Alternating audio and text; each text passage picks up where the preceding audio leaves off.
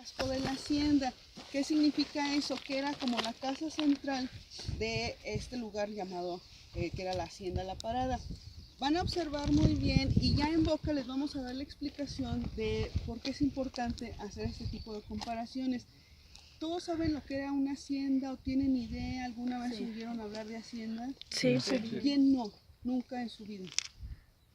Todos. ¿Y qué idea tienen sobre la hacienda?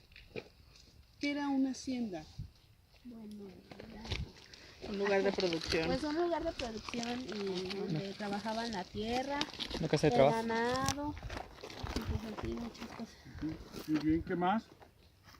De hecho, en los tiempos de los jesuitas, muestra de la lectura que me dijo es eso. Habla de que cuando ellos llegaron aquí, primero compraron las tierras a la difunta doña Inés y después tuvieron conflicto con los tlaxcaltecas porque ellos empezaron a apropiarse de más tierras. O sea, los terrenos que ellos habían comprado empezaron a profanar tierras que no eran de ellos y ahí fue cuando empezó el conflicto con ellos. Y en las haciendas pues había, pues eso, había lo que era la agricultura, la pesca, el sembradío, y ahí era donde obtenían la mayor parte de sus recursos para empezar a mantener lo que eran los colegios y las misiones. Las haciendas son consideradas unidades de producción que trascendieron por varios siglos, desde el siglo XVI, XVII, XVIII, XIX, XX y todavía vemos el XXI, ya con otra idea. Están ahí pero han ido cambiando. ¿Por qué son unidades de producción? Porque en su momento se dedicaban precisamente en toda esa zona a producir algo. Algunas producían agricultura, otras se dedicaban a la ganadería, otras a la minería y algunas combinaban diversas actividades. La importancia también de revisar esto es que no era nada más únicamente la cuestión de producir de manera económica, sino que también dentro de ellas se da todo un sistema social, un sistema muy dinámico de relaciones sociales, de relaciones culturales que las caracterizaron. Otro punto importante es verlas desde la visión del espacio, la visión de la ubicación geográfica, porque siempre van a estar relacionadas con el entorno que las rodeaba, con la naturaleza.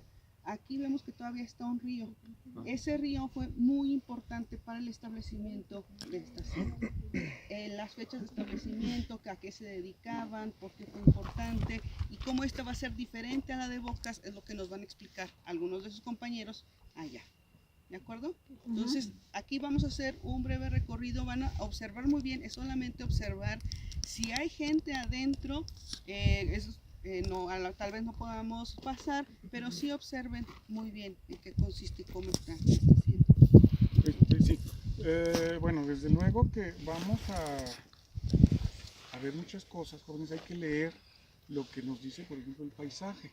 El paisaje es lo que vemos, así de simple.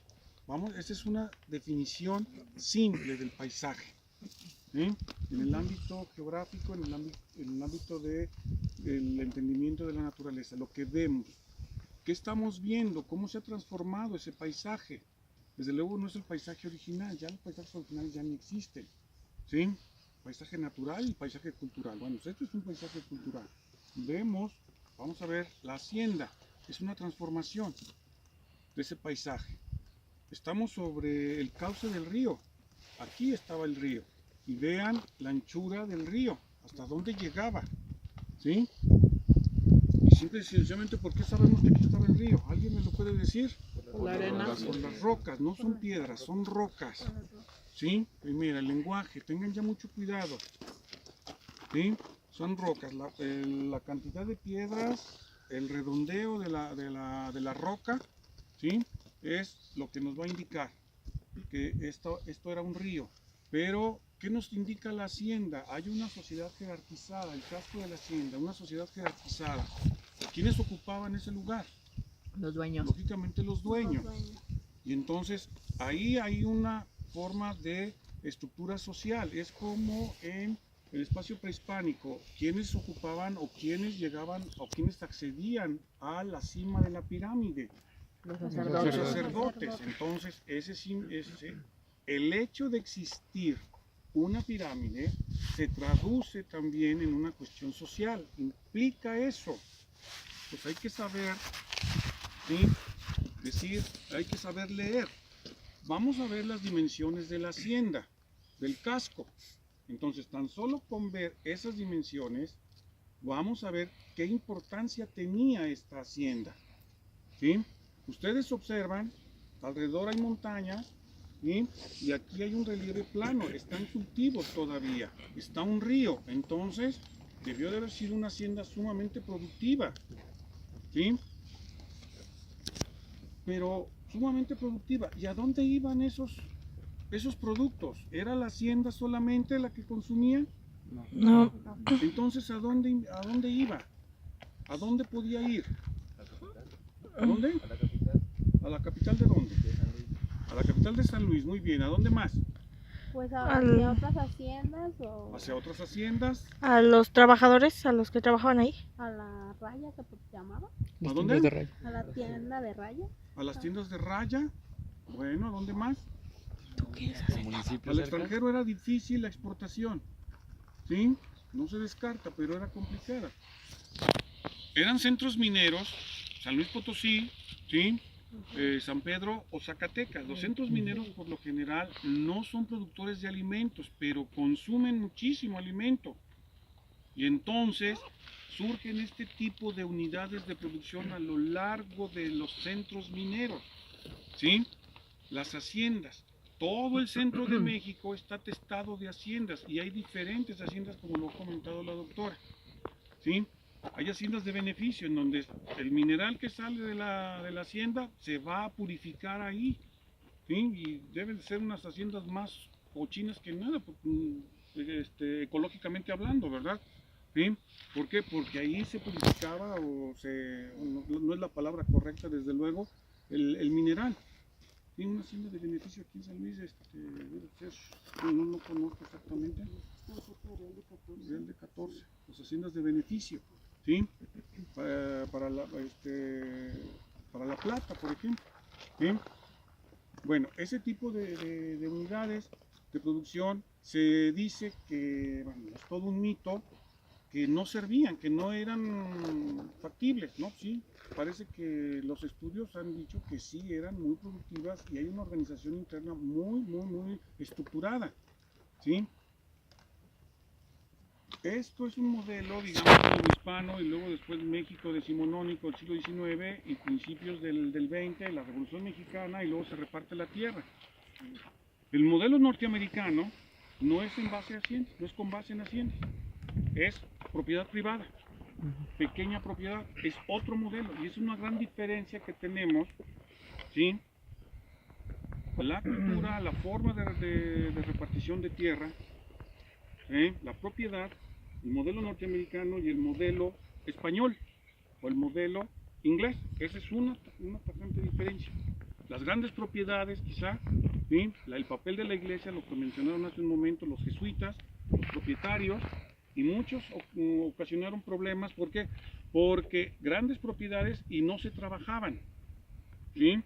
Y entonces ocasionó eso. También, ese es otro asunto que implicó la hacienda, ¿sí? Son muchísimas aristas las que hay que considerar. Están asentados en climas. ¿Qué tipo de clima es este? ¿Alguien sabe? No. Desértico. ¿Cómo? Árido. Árido. ¿No saben las clasificaciones climáticas? Estepa. No, tundra. No, es un clima seco estepario, que es el que domina prácticamente en México. Seco estepario. ¿Sí? La vegetación, bueno, estos no son mezquites, ¿sí? Pero es xerófita. Es una vegetación, digamos, chaparra, que mide menos de 5 metros en promedio, ¿sí? Van a encontrar en muchos lugares ahí biznagas y toda la cuestión. Las temperaturas ahorita son tranquilas, estamos en invierno, ¿sí? Conforme nos vamos acercando hacia el norte, esa aridez aumenta y ya después de Matehuala ya empieza el desierto, el gran desierto. ¿Sí? Hay ligeros manchones y nos vamos hacia arriba, el clima va a cambiar y la vegetación también, ¿sí? Sobre todo en las serranías y en ciertas laderas de las montañas, son microclimas. ¿Mm? ¿Sí? Sí. ¿Sí? ¿Preguntas o comentarios? Mm, Dulces, chicles, chocolates, pistaches, muéganos, palomitas, No. refrescos, dígame. ¿A qué se dedicaba la hacienda de la parada de producción? Ahí está, mírenlo, mírenlo. ¿El maíz? Son A los cultivos. cultivos. Era cultivo, hubo otra época en la que criaron el ganado menor, Ujú. borregos, cabras, y de lo que se obtenía de ellos del cebo era lo que también se vendía a la cera, sobre todo hacia Zacatecas y San Luis Potosí. Y durante otro tiempo, como la hacienda, el dueño de la hacienda llegó a tener tanto terreno que incorporó esta parte que ahora conocemos como Santa Teresa, que pertenece a Zacatecas, y ahí empezaron a cultivar lo que era el Mezcal, producir mezcal. ¿el mezcal? El maguey. El maguey. Y Aquella entonces agave. también Aquella se agave. dedicó durante un tiempo a hacer del mezcal. O sea, Santa Teresa es parte de la parada.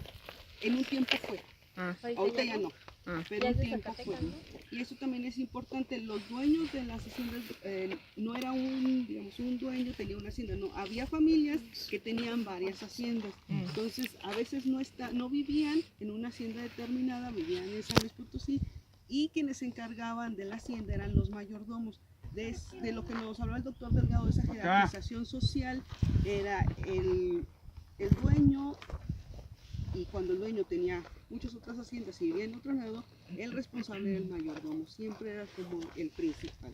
Después del mayordomo ya seguía el administrador, los peones, las personas que se dedicaban, que ellos llamaban los sirvientes, que estaban a lo que eran las labores propio del casco de la hacienda, y bueno, los trabajadores, jornaleros, etcétera, ¿no? Y en cada época van a tener características diferentes, no siempre van a ser igual. Pareciera que es una estructura inamovible y no, había diferencias. A lo largo de los siglos va a haber ciertos cambios. Entonces llega un momento en que empieza en un lugar pequeño, se va extendiendo, pero después por la misma dinámica de las familias, de que se compraban, etcétera, que nos va a explicar acá el compañero después, va viendo más terreno o menos terreno. Por eso llega un momento en que esta parte de Santa Teresa formaba parte de la parada, pero después ya se venden los terrenos, empieza a haber problemas y ya no es parte de eso. Y ya se hacen las divisiones territoriales, ya forma parte de Zacatecas. Entonces son cambios que se van a ir viendo a través de los siglos. Sí. Hay una cuestión, este es el casco principal, lo que se conoce. ¿Han ido a Gogorrón? Ujú. ¿Conocen la hacienda de Gogorrón? No, Sí. bueno, ¿Quién he conoce visto, la pero hacienda de no. Gogorrón? Sí. ¿Han visto la película del zorro con Sí, Antonio ahí Banderas? Sí. Ah, bueno, pues ese ¿Quién es no? Gogorrón. Ok. Ahí se filmó. Ahí se filmó ese es Gogorrón. Es una hacienda verdaderamente majestuosa. ¿Sí? Demasiado grande. Pues demasiado grande, entonces, si era demasiado grande, imagínense el dinero que implicaba mantener la hacienda. Por lo mismo, imaginen todo lo que ganaba el dueño de la hacienda, el propietario, lo que tenía. Por eso les indico que si vemos el tamaño de las estructuras, deducimos fácilmente pues, el emporio, el tamaño del emporio del que estaremos hablando. ¿Sí? Hay una hacienda camino a Aguascalientes, que Dios guarde, es la hacienda de Ciénega de Mata. Era la hacienda del Marqués de Guadalupe. ¿Sí? Marqués. ¿Sí? Y entonces vemos el palacio de gobierno de Aguascalientes era la casa del Marqués. Entonces imaginan ustedes el emporio de aquella hacienda. Peotillos. Invitaron de fin de semana a Maximiliano de Habsburgo. ¿Sí? ¿Se imaginan ustedes el emporio de la hacienda de La Peotillos? importancia. El dinero que manejaban, entonces tenían el casco, ¿sí? Ahí vivían, pero era una unidad de producción enorme, de tal forma que desplazarse por la propiedad implicaba tener pequeños casquitos, que muchas veces se convirtieron en Santa Teresa, otra hacienda, ¿sí?